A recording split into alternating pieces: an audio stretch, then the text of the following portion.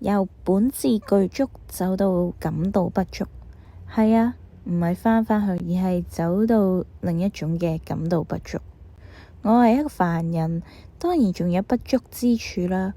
但係當下嘅我唔再向外求，亦都唔恐懼不足，相反接納自我入邊嘅完整，既有光明，都有陰影嘅完整。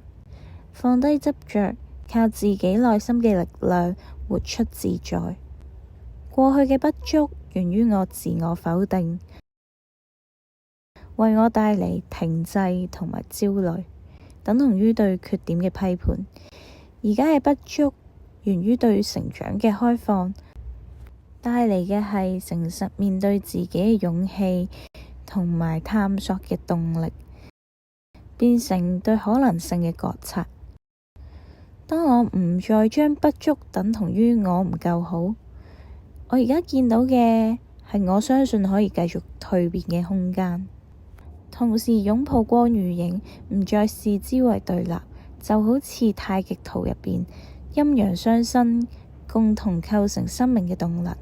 我唔再急於驅逐不足感，停止向他人索取愛同認同，允許佢喺覺知入邊存在，擁抱佢，將佢成為我嘅動力。我嘅自信唔再脆弱，因為佢已經能夠包容自己嘅謙卑。